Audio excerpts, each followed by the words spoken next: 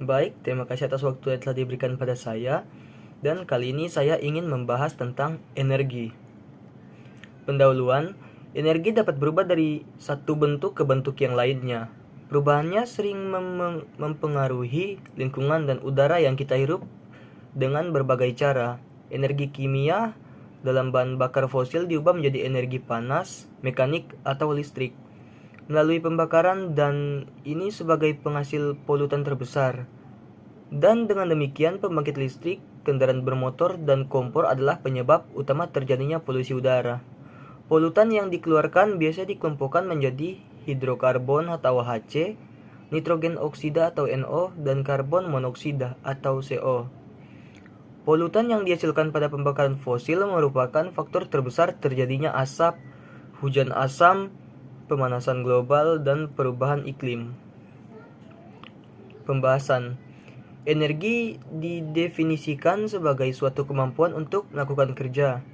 Energi juga merupakan suatu besaran yang dapat berubah dari satu bentuk ke bentuk yang lainnya. Seperti pada sepeda motor, terjadi perubahan energi kimia menjadi energi mekanik dan termal. Energi ini adalah kekal, seperti dinyatakan dalam hukum 1 termodinamika. Q sama dengan AU plus W. Hukum 1 termodinamika lebih dikenal dengan hukum kekekalan energi. Dengan Q sama dengan besar kalori yang diserap atau diterima sistem J.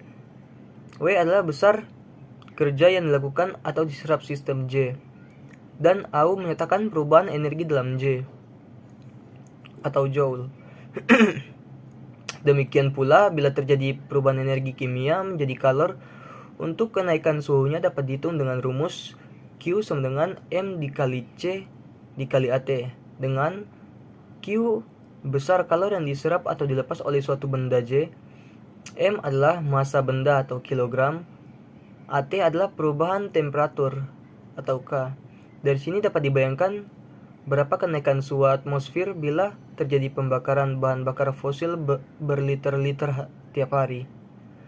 Sistem yaitu benda atau kumpulan benda apa saja yang akan kita teliti dan menjadi pusat perhatian kita.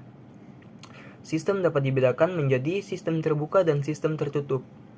Sistem menjadi terbuka yaitu suatu sistem yang memungkinkan terjadinya pertukaran materi dan energi antara sistem dan lingkungan.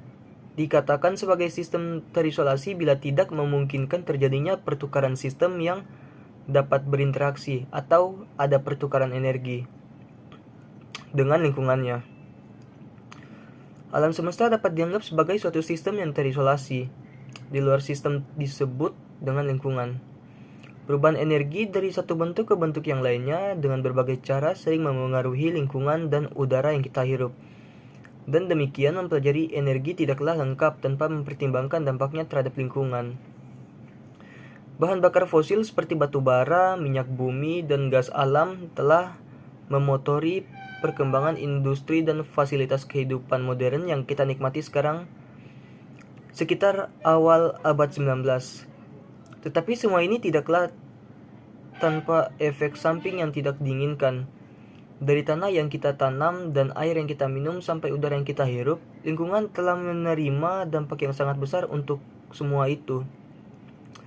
Polutan yang dihasilkan pada pembakaran fosil merupakan faktor terbesar terjadinya asap, hujan asam, dan pemanasan global, dan perubahan iklim. Polusi lingkungan telah melampaui batas ambang di mana menjadi ancaman yang serius bagi tanaman, satwa liar, dan kesehatan manusia. Polusi udara telah menjadi penyebab berbagai masalah kesehatan termasuk asma dan kanker. Penutup. Energi dapat berubah dari satu bentuk ke bentuk yang lainnya. Perubahannya sering mempengaruhi lingkungan dan udara yang kita hirup dengan berbagai cara. Energi kimia dalam bahan bakar fosil diubah menjadi energi panas, mekanik, atau listrik melalui pembakaran. Dan ini sebagai penghasil polutan terbesar. Sekian dari saya, terima kasih.